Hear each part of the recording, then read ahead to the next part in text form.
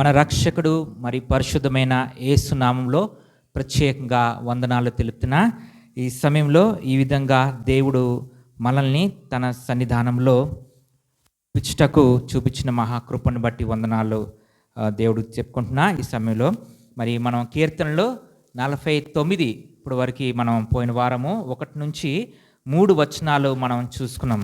ఈరోజు 5, 6 వచనాలు తర్వాత కొన్ని భాగాలుగా చూసుకున్నానికి ప్రయత్నం చేద్దాం. మొదటిగా 5, 6 వచనాలు చోటకు మనం ప్రయత్నం. మొదటి 4 వచనాల్లో సర్వజనులారా ఆలకించుడి అంటున్నప్పుడు దేవుడు సర్వజనులందరికీ అంటే అక్కడ సామంతులు ఏమి, సామాన్యులు ఏమి, ధనికులు ఏమి, దరిద్రులేమి అనే విషయాలు చూసినప్పుడు సమస్త జనులారా అంటే అందరికీ, ప్రజలందరికీ ఏకంగా కూడి ఆలకించుడి అనే విషయం చెప్తున్నప్పుడు ఏ మాటలో ఆలకించమంటున్నారు విషయం చెప్తున్నప్పుడు అందరినీ అంటున్నప్పుడు అందరినీ చెప్పబడుతుంది. కానీ ఎవరు ఆలకించగలరు అన్నప్పుడు కీర్తనలు 49, 1 నుంచి 4 వచనాలు వారాన్ని మనం చూసుకున్నాము. మరి ఈరోజు 5, 6 వచనాలు మనం చూసుటకు ప్రయత్నం చేద్దాము. చిన్న ప్రార్థన చేసుకుని దేవుడు సహాయాన్ని మనం కోరుతాం. ప్రార్థన చేసుకున్నాం. పరిశుద్ధుడా, మహోన్నతుడు తండ్రి, దయగలిగినవాడా, శ్రేష్టమైనవాడా, ఘనతైనవాడా, ఈ ఉదయకాల సమయంలో నీ లేఖనాలని మేము ధ్యానం చేస్తుండగా నీ కొరకు అయ్యా నీ నామముని, నీ ప్రేమని సంఘంలో ప్రకటిస్తుండగా అయ్యా మీరే సహాయంను దయచేయండి. నేను మహిమపరచుటకు, నేను ఘనపరచుటకు మీరు సహాయంను దయచేయండి. లేఖనాలు ప్రకటించుతున్నప్పుడు, లేఖనాలు బోధించుతున్నప్పుడు అయ్యా ఇదిగోనైనా మరి అర్థం చేసుటకు నీ సహాయం దయచేయండి. బోధించుటకు మీరే నాకు దయచేయండి. పరిశుద్ధాత్మదేవ మీ సహాయం దయచేయమంటూ కృపగల యేసు నామములో అడుగుతున్నాం తండ్రి, ఆమేన్. మంచిది. ఈ సమయంలో మరి 5వ వచనము వచ్చిన కీర్తనలు 5, 6 వచనాలు మనం. నా కొరకు పొంచువారి దోషకృత్యములు నన్ను చుట్టుకునినప్పుడు ఆపత్కాలములో నేనేలా భయపడవలెను?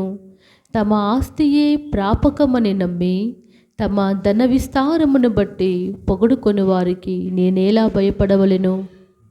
మంచిది. అయితే మొదటి 5వ వచనాన్ని మనం చూడగలితే ఇక్కడ నా కొరకు పొంచువారి దోషకృత్యములు నన్ను చుట్టుకున్నప్పుడు నేను ఎలా భయపడను అనే విషయాన్ని చూస్తున్నాం. సో నా కొరకు పొంచువారు, ఈ పొంచువారు అంటే అర్థం ఏంటి? నాకు పొంచువారు అనే విషయం ఇది ఇంగ్లీష్లో కూడా నేను చదవాలని ఇష్టపడుతున్న ఈ సమయంలో ఇది మనకి అప్పుడు ఇంకా మంచిగా అర్థం అవుటకు సహాయపడుతుంది. Why should I fear in time of trouble when the iniquity of those who cheat me surrounded me. అది ESV ఇంగ్లీష్ స్టాండర్డ్ వర్షన్లో నేను చదివాను. అదే కింగ్ జేమ్స్ వర్షన్ KJVలో కూడా నేను చదివి వినిపిస్తున్నాను. Wherefore should I fear in the day of evil when the iniquity of my heels shall compass me about. ఈ 2 వచనాల్లో కూడా మనం చూసుకుంటే KJVలో చూసినప్పుడు ఇక్కడ when the iniquity of my heels shall compass me about, heel అంటే పాదములు అనే విషయం చూస్తున్నాం. ఇక్కడ ఇంగ్లీష్లో ఇక్కడ చూసినప్పుడు నా కొరకు పొంచువారు అనే విషయం చూస్తుంటే ఈ పొంచువారు అంటే విషయాన్ని అర్థం ఏంటి? పొంచువారు అంటే తెలుగులో అర్థం ఏంటి?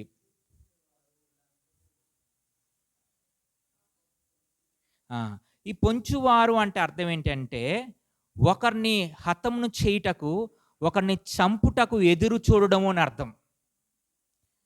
ఒకరిని మర్డర్ చేయుటకు, ఎలాంటి మర్డర్ చేయడానికి? నరహత్య చేయుటకు ఆలోచన చేయడము, ఒక ప్లాన్ చేయడము, ఒక ఆలోచన చేయడము అనేసి నా కొరకు పొంచువారు అనే విషయంని సామెతలు 12:6లో ఈ విషయాన్ని మనం చూద్దాం. తీయండి, సామెతలు 12:6. భక్తిహీనుల మాటలు నరహత్య చేయ పొంచువారి వంటివి, యథార్థవంతుల నోరు వారిని విడిపించును. పొంచువారంటే ఎట్లా అంటే నరహత్య చేయుటకు పొంచుకొని ఉండడము, అంటే నరహత్య చేయుటకు ఆలోచన చేయడము అనే విషయం. సీక్రెట్గా ఒక మర్డర్ చేయుటకు. ఈ మాటలు చెప్తున్నప్పుడు సీక్రెట్గా చంపటకు అన్న విషయంలో బైబిల్లో మనం ఎక్కడ చూస్తాం? ఎవరి కొరకు మాట్లాడబోతున్నట్టు చూస్తున్నాం? సీక్రెట్గా ప్లాన్ చేసి చంపుదాం అన్నప్పుడు మనం ఎవరిని చూస్తుంటామంటే దావీదు కొరకు చూస్తుంటాం. ఇంకా ఎవరి కొరకు చూస్తాము? యేసు ప్రభు వారి కొరకున మనం చూస్తుంటాం. వారు యేసు ప్రభు వారికి చంపుటకు పొంచి ఉన్నారనే విషయం చూస్తాం కదా. కీర్తనలు 56 6వ వచనంలో మనం చదువుదాం ఒకసారి.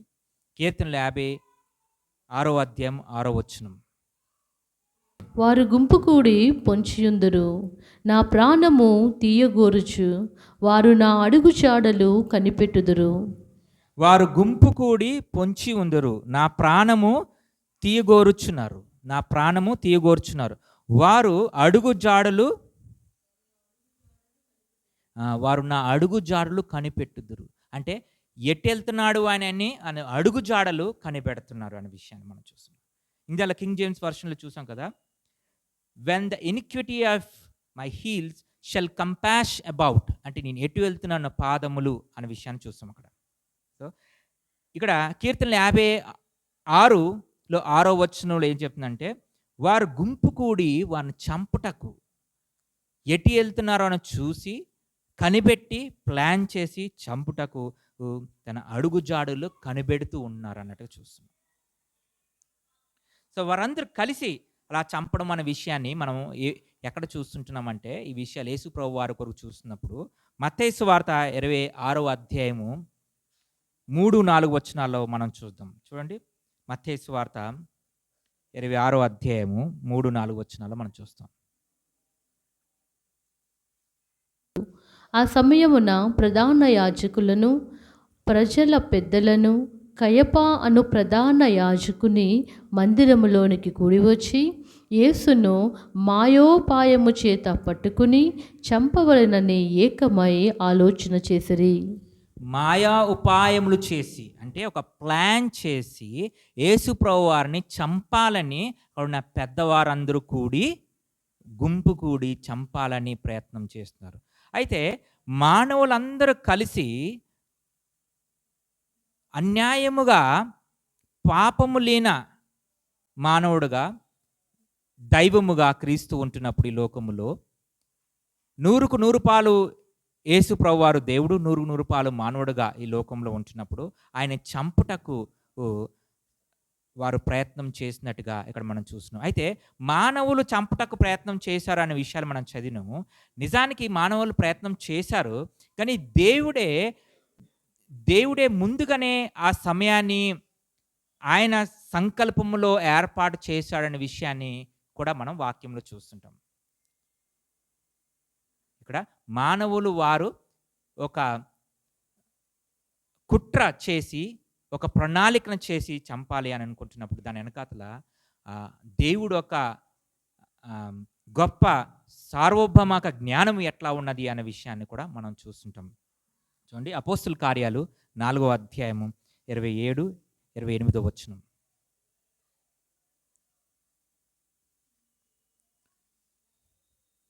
అపోస్తుల కార్యాలు 4వ అధ్యాయము 27-28 వచనం. ఏవి జరగవలనని నీ హస్తమును నీ సంకల్పమును ముందు నిర్ణయించును, వాటన్నిటినీ చేయుటకై నీవు అభిషేకించిన నీ పరిశుద్ధ సేవకుడైన యేసునకు విరోధముగా హేరోదును, పొంతి పిలాతును, అన్యజనులతోనూ ఇశ్రాయేలీయులు ప్రజలతోనూ ఈ పట్టణమందు నిజముగా కూడుకొనిరి. సో అక్కడ ఉన్న పెద్దలు వారందరూ కూడుకొని వారందరూ చేతులు కలిసి యేసు ప్రభువాన్ని చంపాలని ప్రయత్నం చేశారు. కానీ అక్కడ 28 వచనం కొంచెం చదివారా? చదవండి. ఏవి జరగవలెనని ఏది జరగవలెనది నీ హస్తమును నీ సంకల్పమును ముందుగా నిర్ణయించెను. ఎవరి హస్తము? దేవుడొక హస్తము సంకల్పమును ముందుగానే నిర్ణయించి ఉందా? అంటే నిర్ణయించెను. మనుష్యులు చేస్తున్నారు, కానీ ముందుగానే నిర్ణయించబడి ఉన్నది. అది ఏం నిర్ణయించబడింది? యేసు ప్రభువారు సిలువలో మరణించాల్సిందని నిర్ణయించబడి ఉన్నది. కానీ మనుషులు కుట్ర చేసి చంపుతున్నాడు కూడా నిజమే, కానీ అంతకుముందే దేవుడు నిన్నేమో చేసి ఉన్నాడు అనే విషయాన్ని కూడా చూస్తుంటున్నాం. అందుకే కీర్తనలు 49లోకి మనం వెళ్తున్నప్పుడు 5వ వచనం చూసినప్పుడు నా కొరకు పొంచి ఉన్నవారు అని మాటలు చూస్తున్నారు. పొంచి ఉన్నవారు అంటే ఏమని చూసుకున్నాం మనం? ఒక ప్రణాళిక చేసుకోవడము, నరహత్య చేయుటకు ప్రణాళిక చేయడం కదా, చంపుటకు ప్రణాళిక చేయడం అనే విషయాన్ని చూస్తుంటున్నాము. అయితే దుష్కార్యములు నా కొరకు వారు పొంచి ఉన్నారనే విషయంలో చూస్తున్నాము. సో ఆ విషయంలో చేసినప్పుడు కింద భాగంలో చూస్తున్నాము, ఏం చూస్తున్నామంటే ఆపత్కాలములలో నేనేలా భయపడవలెను. ఆపత్కాలంలో నేను ఎలా భయపడవలెను అంటే, నేను ఎలా భయపడాలంటే నేను భయపడను అంటున్నాడు. ఆపత్కాలంలో నేను భయపడను అనే విషయాన్ని చెప్తున్నాడు అక్కడ. అయితే అక్కడ వారు చంపటకు పొంచి ఉన్నారు, అయినప్పటికీ నేను భయపడను అంటాడు. ఎందుకు భయపడను అని అంటున్నారంటే, వారు చంపటకు పొంచి ఉండడము నిజమే, ప్రణాళిక చేయడము నిజమే, కుట్ర చేయడము నిజమే. కానీ వారు కుట్ర చేసినా, వారు చంపినా దేవుడు నిర్ణయం అంతకన్నా ముందు లేకపోతే వారు చంపలేరు. కాబట్టి యేసుప్రభువాని సిలువలోకి అప్పగించిన, సిలువలో చంపడం విషయంలో చూస్తుంటే మానవులు వారు చేతులతో వారు చంపారు, కానీ అంతకన్నా ముందు దేవుడే ప్రణాళిక చేశాడు అనే విషయాన్ని లేఖన భాగంలో మనం చూసాం. ఇక అపోస్తలుల కార్యాలు 4వ అధ్యాయంలో మనం స్పష్టంగా దేవుడే డిజైన్ చేశాడు, దేవుడే ప్రణాళిక చేశాడు ముందుగానే అనే విషయాలు మనం చూస్తుంటాం. అలాగే కానీ వీరు ఎట్లా చేస్తున్నారు? ఈ యొక్క దుష్టులైన మనుషులు ఏం చేస్తున్నారని చెప్తుంటే, వారు ఒక ప్రణాళిక చేయడం అనే విషయం చూస్తాం. కీర్తనలు 119 95వ వచనాల్లో మనం చూస్తాం. చూడండి.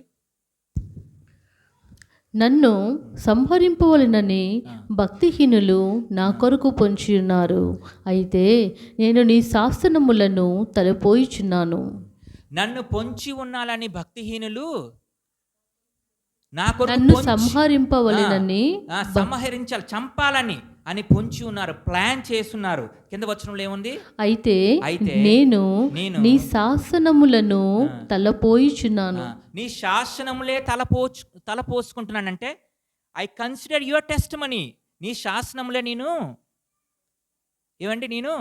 తలపోసుకున్నానంటే అర్థం ఏంటి? మనుషులు చేసినా నేను నీ యొక్క సార్వాధికారమునికి, నీ సార్వభౌమత్వానికి అప్పచెప్పుకుంటున్నాను. ఎందుకంటే వారు అలా చేస్తున్నారంటే నీవు అనుమతించకుండా వారు చేయలేరు అనే విషయం నేను చెప్తున్నాను. సో ఈ యొక్క కీర్తన అన్నిట్లో మనం ఏం చూస్తున్నామంటే, ఆ కింద భాగాల్లోకి మనం వెళ్తున్నప్పుడు విశ్వాసి భయపడకూడదు అనే విషయాన్ని చూస్తున్నాము. అట్లానే విశ్వాసి దేని మీద ఆధారపడాలని చూస్తున్నాము. ఇంకా ప్రత్యేకంగా ఏం చూస్తున్నామంటే, జ్ఞానం కొరకు చెప్తున్నాము. ఈ కీర్తన అంతా జ్ఞానం కొరకు చెప్పబడుతుంది. మిగతా కీర్తనలు ఆరాధన కొరకు, స్థుతి కొరకు చెప్తే, ఇది జ్ఞానం కొరకు చెప్పబడుతుంది. ఏంటి జ్ఞానం కొరకు చెప్పబడుతుంది అంటే, సువార్త కొరకు చెప్పబడుతుంది. ఆ సువార్త క్రీస్తై ఉన్నాడు, క్రీస్తు కొరకు చెప్పబడుతున్నప్పుడు అందరికీ వినమని చెప్పబడుతుంది. అందరికీ సర్వజనులారా అంటున్నప్పుడు గొప్పవారైని, చిన్నవారైని, ధనవంతులని, ధనం లేని వారిని, అంటే దరిద్రులైన, ధనవంతులైన, సామంతులు అయినా, సామాన్యులైనా మనం చూసాం దాని అర్థం. సో అందరికీ వినమంటున్నప్పుడు అందరినీ వినమని కమాండ్ అయితే ఇవ్వబడుతుంది, కానీ ఎవరినైతే దేవుడు కృపచాల వారే వింటారు, వారే చెవి ఒగ్గి వినగలరు అనే విషయాన్ని మనం చూసాం. అయితే ఏ విషయాన్ని కొరకు మాట్లాడబోతుంది ఇక్కడ ప్రత్యేకంగా అంటే, విశ్వాసి నీవు ధనవంతుడు ఒక ధనాన్ని చూసి వ్యసనపడక, విశ్వాసి నువ్వు ధనము మీద నీ మనసు పెట్టక అనే విషయాలు పూర్తిగా ఇందులో ఆ విషయాలు చెప్పబడుతున్నట్టుగా మనం చూస్తుంటాం. కింద భాగాల్లోకి మనం వెళ్తాము. దానికి ముందు కొన్ని విషయాలు మనం, విశ్వాసి ఎందుకు భయపడట్లేదంటే, దేవుడు నడిపిస్తాడు, దేవుడు నన్ను నడిపించగలడు, ఆయన నా దేవుడు నన్ను కాపాడతాడనే విషయాన్ని మనం చూస్తుంటాం. చూడండి, కీర్తనలు 27:27.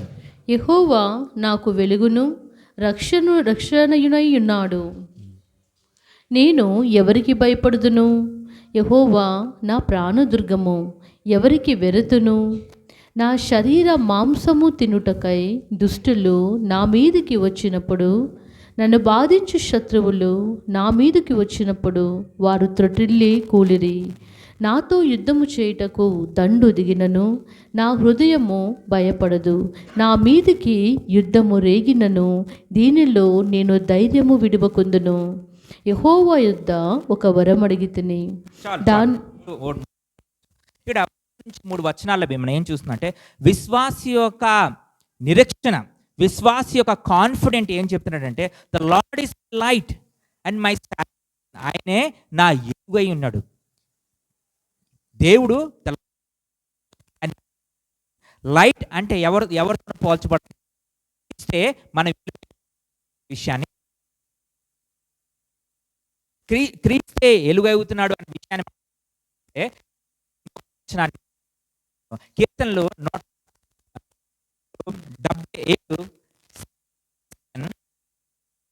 77 97 నీతిమంతుల కొరకు వెలుగును యథార్థవంతుల కొరకు ఆనందమును విత్తబడి ఉన్నవి. నీతిమంతుల కొరకు వెలుగును అంట. The light is shown for the righteousness. నీతిమంతుల కొరకు వెలుగంట. యథార్థమంతుల కొరకు ఆయన హృదయంలో సంతోషం ఉన్నదంట. కీర్తనలు 11 నీతిమంతుడు హృదయములో వెలుగు అంటే ఏంటి? నీతిమంతుడు ఒక హృదయములో వెలుగుని ప్లాంట్ అనే విషయం, అక్కడ షో ప్లాంట్ అనే విషయాన్ని ఇక్కడ మనం చూస్తున్నాం. నాటడం అనే విషయాన్ని మనం చూసాం కదండి. నాటుడా అంటే వెలుగుని నాటుడా అంటే యేసు ప్రభు వారు హృదయములో నీతిగా ఉంటాడు కదండి. యేసు ప్రభు వారు ఒక బిలీవర్ విశ్వాస జీవితంలో ఆయన నీతిగా ఉండడము ఉంటాము. అలానే ఆయన ఎవరు హృదయంలో ఉంటాడో ఆయన సంతోషము కన వారి హృదయంలో ఉంటుంది. వారు భయపడేవారు కాదు, వారు ఆపద కాలములో భయపడేవారు కాదు. ఇక్కడ విషయం నేను భయపడను అనే విషయాన్ని ఆయన చెప్తున్నాడు. కాబట్టి ఈ నీతిమంతుడు భయపడడు. దేని కొరకు భయపడడు నీతిమంతుడు? దేని కొరకు చదువుతున్నాయి ఇక్కడ? మరణమును కొరకు భయపడడు. ఎందుకు మరణము కొరకు భయపడ్డాడు అనే విషయాన్ని చూస్తుంటే నా కొరకు వారు పొంచి ఉన్నారు అన్నప్పుడు చంపాలన్నా నేను భయపడను అనే విషయాన్ని చూస్తున్నాం. సో ఎటువంటి సమయంలో మనం చూస్తున్నప్పుడు ఇక్కడ ఆపత్కాలములో అనే విషయాన్ని మనం అక్కడ చూస్తున్నాం కదండి. ఆపత్కాలములో అంటే ఆపత్కాలం అంటే ఏంటిది? అది ఆపత్కాలం అంటే ఏంటండి? In the time of trouble, సమస్యలు ఉన్న సమయంలో. మరి ఇంకేం చెప్పదు? ఇంకేమనొచ్చు? ఇంకేమైనా చెప్పవచ్చు మనం? దురదినములు, చెడు దినములు కదండి. ద డే ఆఫ్ ఎవిల్ అని ఇంగ్లీష్లో కానీ చెప్తుంటాం. సో ఇది మనం వాక్యంలో చూద్దాం. దేని కొరకు? ఈ ఆపద కాలములు అంటే ఈ యొక్క చెడు దినములు అనే విషయాన్ని చూస్తుంటే ప్రసంగిలో 12వ అధ్యాయము 1వ వచనాన్ని మనం చూద్దాం. ప్రసంగి 12వ అధ్యాయము 1వ వచనం.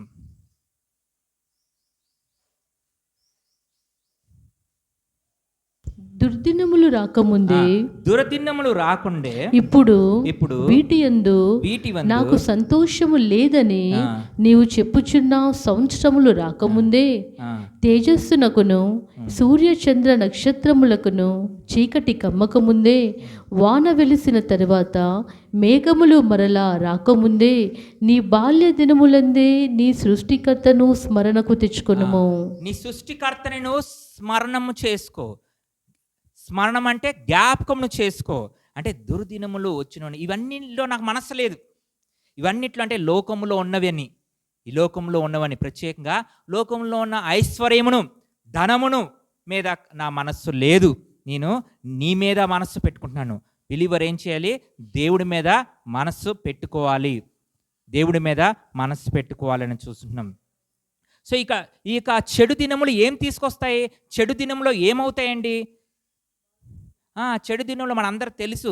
మన సంఘములో మన సహోదరులకి లేకపోతే మన సహోదరి జీవితంలో మనం ఏం చూసాము? అనారోగ్యంకి గురి అవ్వడమును, ఆరోగ్యంని పోగొట్టుకోవడమును, డబ్బులు పోగొట్టుకోవడమును అనే విషయాన్ని మనం చూస్తున్నాం. అలానే ఇంకా కొంచెం ముందుకెళ్ళి మనం చూస్తుంటే ప్రాణమును పోగొట్టుకోవడమును కూడా చూస్తుంటాము. ఇవన్నిటికి ఏమని చెప్పొచ్చు మనం? దుర్దినములు, చెడు దినములు, ద డేస్ ఆఫ్ ఎవిల్ అనొచ్చు కదా.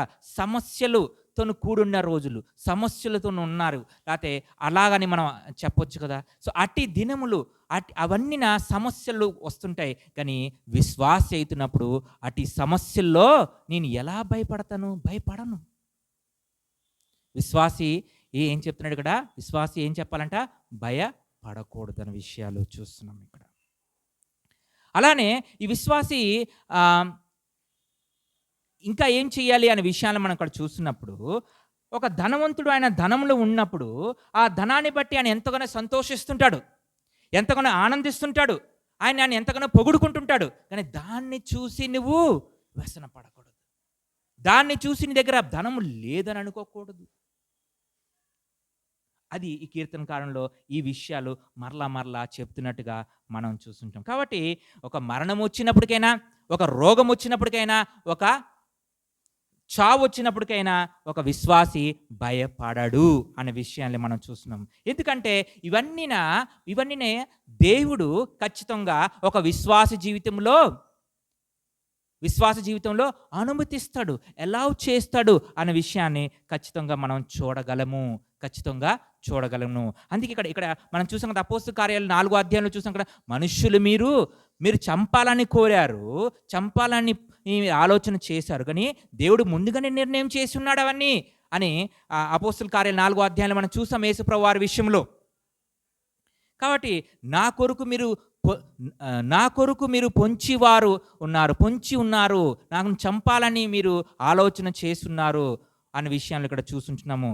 సో అయినప్పటికీ విశ్వాసి భయపడకూడదు అనే విషయాలు ఇక్కడ మనం స్పష్టంగా చూసాము. అయితే ఈ యొక్క దేవుడు ధనము లేకపోవడమును, ధనమును రెండున్న దేవుడు ఒక విశ్వాసికి ఇస్తాడు. కొన్నిసార్లు దేవుడు ధనము కన్నా ఇస్తాడు, కొన్నిసార్లు మనం చూసినప్పుడు ధనహీనత అంటే ధనము లేకపోవడం, ఇక దరిద్రత కన్నా దేవుడు ఇస్తాడు అనే విషయాన్ని చూస్తుంటాము. బైబిల్లో కొన్ని ఎగ్జాంపుల్స్ మనం గుర్తు చేసుకుందామా? ఎవరికైనా గుర్తుకొస్తుందా? లాజరస్ ధనవంతుడి విషయంలో మనం చూసినప్పుడు ధనవంతుడు ఎట్లా ఉంటాడు? ధనమును కలిగి మంచిగా భోజనము చేస్తూ ఆ రొట్టెలు తింటుంటూ అక్కడ బయటన కూర్చున్నప్పుడు తన కాలు దగ్గర ఆ పేదవాడు ఏం చేస్తుంటాడు? ఈ ధనవంతుడు తింటున్నప్పుడు ఆయన చేతి నుంచి రొట్టి పడిపోతుంటే వెంటనే దగ్గరున్న కుక్క పరిగెట్టుకొని వచ్చి ఆ రొట్టిని వెంటనే టక్మంటి పట్టుకొని తింటున్నానికి ప్రయత్నం చేసినప్పుడు తన నోటి నుంచి లాక్కొని ఆ రొట్టిని తినడానికి ఈ పేదవాడు ప్రయత్నం చేస్తాడు. అంతగా దరిద్రముని కలిగి ఉండడం, అంత పేదరికంలో ఆ లాజరస్ ఉండడం చూస్తుంటాం. అంత మాత్రమే కాకుండా ఆయన శరీరము కుళ్ళిపోయి, ఆయన శరీరంలో చీము కారుతూ, ఆయన శరీరంలో మాంసము రాలిపోవడం చూస్తుంటాం. అంతగా దరిద్రతలో ఉండడం చూస్తున్నాము. అయినప్పటికీ వారిద్దరి జీవితంలో అంత్యము ఎట్లాగా జరిగింది, ఫైనల్ డెస్టినేషన్ ఏమైంది అనే విషయాన్ని మనం బైబిల్ గ్రంథంలో లూకాసు వార్త 16వ అధ్యాయంలో 19 నుంచి 31 వచనంలో మనం అక్కడ చూస్తాం. తీకండి ఆ స్టోరీ, మనకు తెలుసు. అక్కడ లాజరస్ చనిపోయిన తర్వాత అబ్రాహాము రొమ్ము పక్కన దగ్గర ఉండడం చూస్తుంటున్నాము.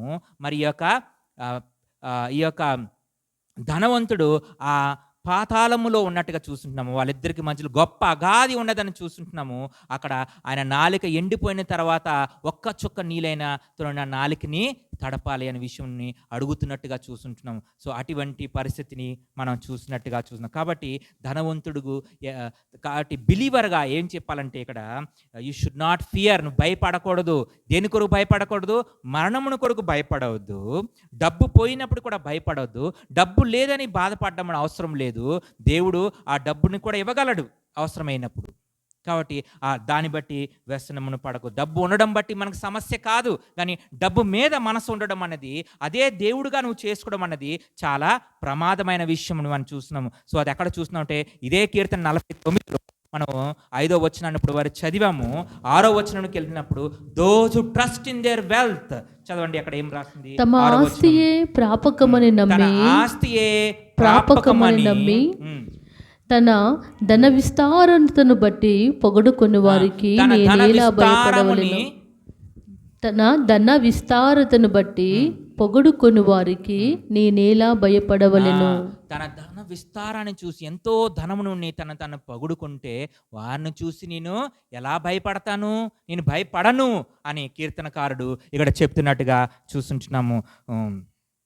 సో ఇక్కడ మనం ఇద్దరు విషయాలు మనం ప్రత్యేకంగా చూస్తుంటాం. ఏంటంటే ఒక విశ్వాసి జీవితం ఎట్లా ఉంటున్నాడు, లేకపోతే ఒక ఎలెక్ట్ దేవుడి చేత ఏర్పాట చేయబడిన వాడు, దేవుడు ఒక బిడ్డ, ఒక విశ్వాసి ఎలా ఉన్నాడు అనే విషయాన్ని రెండు చూస్తున్నాం. అట్లానే విశ్వాసి కాలేని వాడు అంటే ఈ యొక్క మూర్ఖుడు, లేకపోతే ఇంకేం చూస్తున్నాం, వికెడ్ పర్సన్కి ఏమంటున్నాం ఇక్కడ, దుష్టుడు అనే విషయం, అన్బిలీవర్ లేకపోతే దుష్టుడు అనే విషయాన్ని మనం చూసినప్పుడు ఆయన ఎట్లా ఉంటున్నాడు అనేది ఈ 2 వచనాల్లో మనం చూస్తున్నాము. 5వ వచనంలో చూసినప్పుడు ధనమును బట్టి నీవు అనే విషయాన్ని చూస్తున్నాము. ఎందుకంటే ఆ ధనము నేను విమోచించలేదు, నీ పాపము నుంచి విమోచించలేదు కదా, ఆ విషయాలన్నీ మనం చూస్తున్నాం. సో ఇక్కడ డిఫరెన్సెస్ మనం చూసి మనం ఇక్కడ ఆపరణం చూద్దాం. మొదటిగా విశ్వాసి దేని నమ్ముతున్నాడు, ఈ యొక్క దుష్టుడు దేన్ని నమ్ముతున్నాడు, విశ్వాసి దేవుణ్ణి నమ్ముకుంటున్నాడు, దేవుడి మీద విశ్వాసం పెడుతున్నాడు. దుష్టుడు అన్నవాడు లేకపోతే విశ్వాసి కాలేనవాడు తన ధనం మీద ఆయన నమ్మకం ఉన్నది, ధనం మీద ఆయన బలం ఉన్నట్టుగా చూస్తుంది కదా. విశ్వాసి అయితే ఆయన బలము, ఆయన కేడమును, ఆయన ఆశ, ఆయన రక్షణ సమస్తమున దేవుడై ఉంటున్నాడు. 5వ వచనంలో మనం చూస్తున్నాం, నేను భయపడను, మరణముకు నేను భయపడను అంటున్నాడు. I will not fear the death. నా కొరకు వారు పొంచి ఉన్నారు కానీ నేను ఎలా భయపడతాను, నేను భయపడను అంటున్నాడు. అట్లనే 6వ వచనంలో చూస్తే ఏముంది, 6వ వచనంలో ఆయన ఏం చేస్తున్నాడు, దేని మీద నమ్మకం పెట్టుకున్నాడు ఆయన. 6వ వచనం, those who trust in there wealth, తమ ఆస్తి ప్రాపకమని నమ్మి తన ధన విస్తారతను బట్టి పొగడుకొని వారికి నేనేలా భయపడవలెను. వారు ధనాన్ని నమ్మినప్పుడు ఏం చేస్తారంటే, ధనము ఎప్పుడు పోతుందో అని ఆ ధనం మీదే మనస్సు ఉంటుంది. అందుకే ఇంకొక మాట కానీ చూస్తున్నాం, ఒక ఒంటి సూది బెజ్జము నుంచి దూరగలదు కానీ ధనవంతుడు దూరడం కష్టము అంటున్నాం.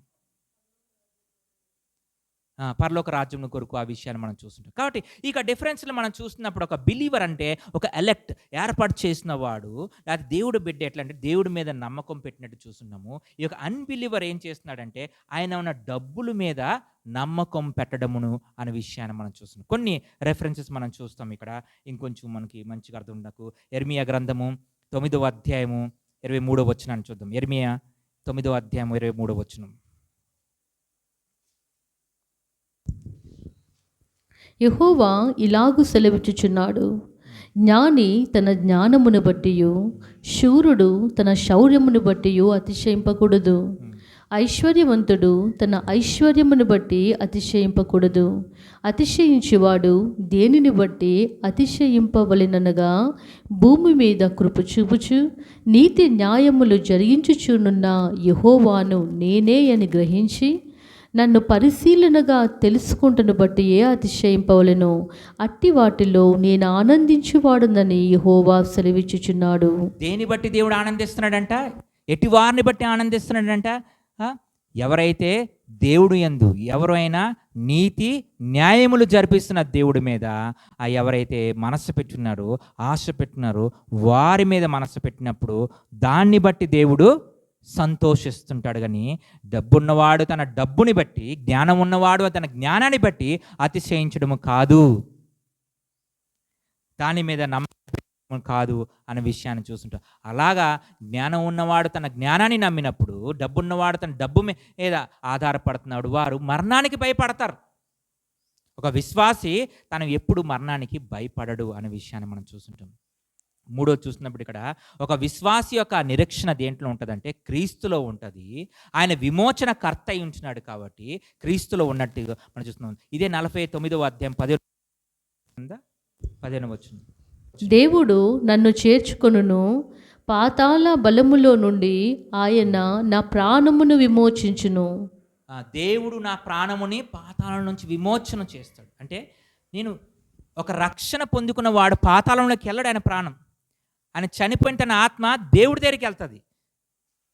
పాపములో ఉన్నవాడు దేవుడి మీద విశ్వాసము చేయలేని వాడు ఒక ఆత్మ ఎక్కడికి వెళ్తుంది అంటే పాతాళంలోకి వెళ్తుందని చూస్తున్నాం. అందుకే ఆయన మరణమునికి భయపడతాడు. ఎట్లా భయపడతాడు ఆయన మరణానికి అంటున్నప్పుడు ఇదే కీర్తన 49లో 14వ వచనాన్ని మనం చూద్దాం. చదవండి. వారు పాతాళములో మందను కూర్చబడుదురు, మరణము వారికి కాపరి అయ్యుండును. మరణమును వారికి కాపరి అయి ఉంటుంది అంట. ఉదయమున యథార్థవంతులు వారి నేలుదురు, వారి స్వరూపములు నివాసము లేనివై పాతాళములో క్షయమైపోవును. ఎట్లా అయిపోతారంటే పాతాళంలో వారి స్వరూపములు. ఒక బిలీవర్ ఎట్లా ఉంటాడు, ఒక బిలీవర్ కాలేని వాడు ఎట్లా ఉంటాడు అనేది ఇక్కడ మనం చూస్తున్నాము. ఎలా ఉండకూడదు అనే విషయాలు కూడా ఇక్కడ మనం చూస్తున్నాం. ప్రత్యేకంగా మనం కూడా చూసినప్పుడు నీ మనసు ఈ లోకంలో ఉన్న ఒక ఆస్తి మీద కాదు, కానీ పరలోకంలో ఉన్న ఆస్తి మీద ఉండాలి. పరలోకంలో ఉన్న ఆస్తి అంటే ఏంటి? క్రీస్తు మీద నీ యొక్క మనస్సు ఉండాలి. చూడండి, కీర్తనలు 73, 24, 25 వచనం. కీర్తనలు 73, 24, 25 వచనం. నీ ఆలోచన చేత నన్ను నడిపించెదవు, తరువాత మహిమలో నీవు నన్ను చేర్చుకుందువు. ఆకాశమందు నీవు తప్ప నాకెవరున్నారు? నీవు నాకుండగా లోకములోనిది ఏదియూ నాకు అక్కరలేదు. నీవుండగా నాకేమీ అక్కరలేదు. చాలాసార్లు పాట పడుతుంది, ఏసుంటే నాకు చాలు, నువ్వుంటే చాలు అంటే ఏసుంటే నాకు చాలు అని పాటల వరకేనా మన జీవితం? కీర్తనకారుడు చెప్తున్నాడు, నువ్వుంటే చాలయ్యా, నాకు ఇంకేం అవసరం లేదు, నీవు నాకు నడిపిస్తావు.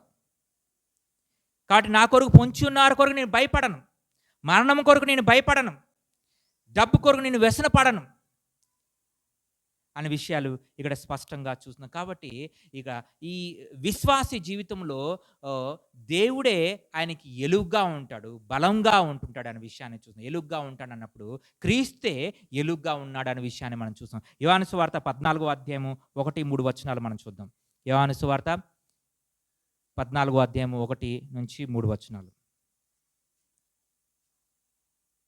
మీ హృదయములను కలవరపడనీయకుడి, దేవుని యందు విశ్వాసముంచుచున్నారు, నా యందును విశ్వాసముంచుడి.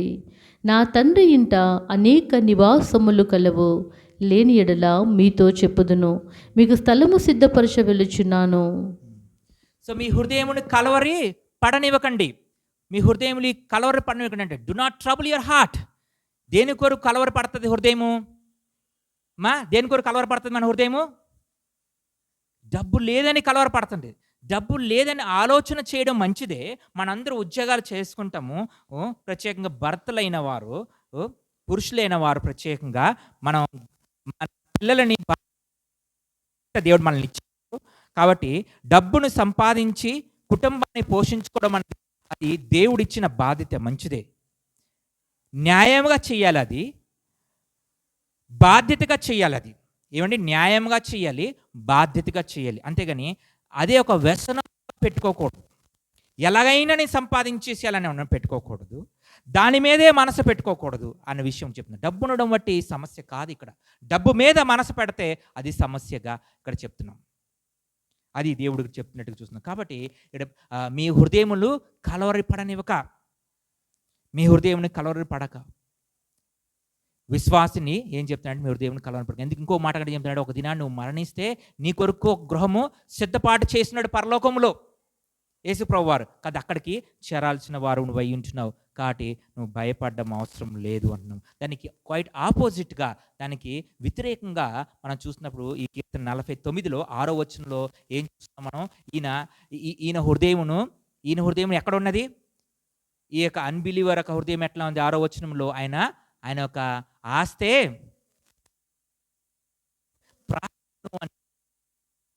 ధనముని విస్తారాన్ని బట్టి పొగుడుకుంటున్నట్టుగా మనం చూస్తాం. సో ఈ గొప్ప డబ్బుని, గొప్ప ఆస్తిని కొరకు బైబిల్ ఏం చెప్తుందంటే, ఇంతకుముందు చేస్తుంది, బబులోను దేశంలో గొప్ప ధనవంతులు, గొప్ప డబ్బుని ఉన్నప్పుడు దేవుడు ఒక్క సమయంలో నాశనం చేసేస్తాడు. అట్లనే బబులోను తర్వాత దానికి సాదృశ్యంగా రోమా దేశాన్ని కూడా అట్లనే దేవుడు నాశనం చేసినట్టు చూస్తున్నాం. కొన్ని వచనాలు మనం చూద్దాం. ప్రకటన గ్రంథం 8వ అధ్యాయము 7వ వచనం. అది నేను రాణిగా కూర్చుండుదానను, నేను విధవరాలను కాను, దుఃఖము చూడనని తన మనసులో అనుకునేను గనుక అది తన్ను తాను ఎంతగా గొప్ప చేసుకుని సుఖభోగములను అనుభవించును, అంతగా వేదనను దుఃఖమును దానికి కలుగచేయుడి. సో ఇక్కడ చూసినప్పుడు ఎంత లగ్జరీస్గా అయి ఉందంటే, ఎంత సుఖముని అనుభవించిందంటే అంతకంత నాశనాన్ని కూడా చూడడం చూస్తున్నాం. అదే అధ్యాయంలో 17వ వచనాన్ని మనం చూద్దాం. అక్కడ గొప్ప నాశనముని దేవుడు చేసినట్టుగా చూస్తున్నాం. చూడండి. ప్రతి నావికుడును ఎక్కడికైనాను సబరు చేయు ప్రతివాడును ఓడవారును సముద్రము మీద పనిచేసి జీవనము చేయు వారందరూ దూరముగా నిలిచి దాని దహన ధూపమును చూచి ఈ మహాపట్టణముతో సమానమైనది ఏది అని చెప్పుకొనుచు కేకలు వేసి, నేను ఇంగ్లీష్లో చదువుతా. 17th verse, 18th chapter, 17th verse, Revelation 18th chapter, 17th verse. For in the single hour all this wealth has been laid waste, and all the shipmasters and the seafaring men, sailors, and all who trades is on the sea, stood far off and cried out as they saw the smoke of her burning. What a city was like, the great city. అంటే ఏంటంటే ఈ యొక్క గొప్ప పట్టణాన్ని చూసి, ఇంత గొప్ప పట్టణం కదా అన్నప్పుడు ఆ పట్టణం అన్నిటికీ 1 గంటలోనే ఇంత ధనాన్ని కూడా దేవుడు 1 నిమిషంలోనే నాశనం చేయగలడు అనే విషయాన్ని చూస్తున్నాం. కాబట్టి విశ్వాసి అన్నవాడు తన మనసు దేవుడి మీద పెట్టాలి కానీ ధనం మీద కాదు. అట్లనే ధనవంతుడు యొక్క ధనం చూసి వ్యసన పడకూడదు. క్రీస్తు మీద తన మనసు పెట్టాలి, దేవుడి మీద పెట్టాలి. దేవుడే ఆయన విమోచనకర్తగా, దేవుడే తన కేడముగా, దేవుడే తన బలముగా, తన ఆశయ దుర్గముగా, తన రక్షణగా ఉండాలి అని వాక్యం సెలవిస్తుంది. కాబట్టి ఇక్కడ ఈ 2 వచనాలు మనం చూసుకున్నాం. కీర్తన 49, ఈరోజు 5, 6 వచనాలను మనం చూస్తాం. తర్వాత కొన్ని వచనాలు మనం అక్కడ చూడటం ప్రయత్నం చూసాం. సమయం అయింది కాబట్టి నేను ముగిస్తున్నా. ప్రత్యేకంగా ఈ అన్నిట్లో దేవుడు ఒక విశ్వాసికి పదే సార్లు ఈ మాటలు చెప్తున్నాడు. కాబట్టి మీ యొక్క హృదయంని కలవరపడనివ్వకండి, మీ హృదయంని కలవరపడనివ్వండి. దేవుడు నిన్ను పోషిస్తాడు, దేవుడు నిన్ను చూస్తున్నాడు, దేవుడు నిన్ను నడిపిస్తాడు అనే విషయం చూస్తున్నాం. జ్ఞానం కలిగిన మాటలు చెప్తున్నాడు అనే విషయాన్ని మనం చూస్తున్నాం. కళ్ళు మూసుకున్నాం, ప్రార్థన చేసుకున్నాం. పరిశుద్ధుడా, మహోన్నతుడు తండ్రి, దయగలిగిన కూడా శ్రేష్టమైన ప్రభువా, అయ్యా ఇదిగోనైనా సర్వ జనులందరూ, మానవులందరూ భూమి మీద ప్రభువా ఆలకించుడి, చెవికి ఆలకించుడి అని చెప్తున్నావు ప్రభువా. అయ్యా ఇదిగోనైనా ప్రత్యేకంగా నీ బిడ్డలైన వారిని అయ్యా మనోనేత్రములు తెరిచి ఈ యొక్క జీవితంలో మేము ప్రయాణం చేస్తుండగా మా మనస్సు నీ మీద పెట్టమంటున్నావు ప్రభువా. మా కొరకు ఒక స్థలాన్ని సిద్ధపాటు చేస్తున్నావు. మా ప్రయాణం అటువైపు, నిత్యము వైపు ప్రభువా మేము వెళ్ళటకు నీలో నివసించే వారు అయి ఉంటున్నావు ప్రభువా. ఒక దినాన్ని అక్కడికి మేము వెళ్ళటకు మాకు సహాయం చేస్తున్నారు, మమ్మల్ని దీవిస్తున్నారు, ఆశీర్వదిస్తున్నారు. మా హృదయములు కలవరి పడకుండా నీ మీద మనసు పెట్టకు మాకు సహాయం దయచేయండి, మాకు నడిపించమంటూ మమ్మల్ని దీవించు, ఆశీర్వదించు. అట్లనే ప్రభువా ఉద్యోగం చేసే వారిని మీరు దీవించండి, వారి యొక్క చేతి పనిని దీవించండి అయ్యా, వారి చేతి పనిని విస్తరించండి, వారి బిడ్డల్ని దీవించండి, మంచి ఆరోగ్యం దయచేయమంటూ మిక్కిలిగా మేము తగ్గించుకుని నామం ఇచ్చిస్తూ కృపగల యేసు నామములో ప్రార్థన చేసి అడిగి వేడుకుంటున్నాం తండ్రి. ఆమేన్.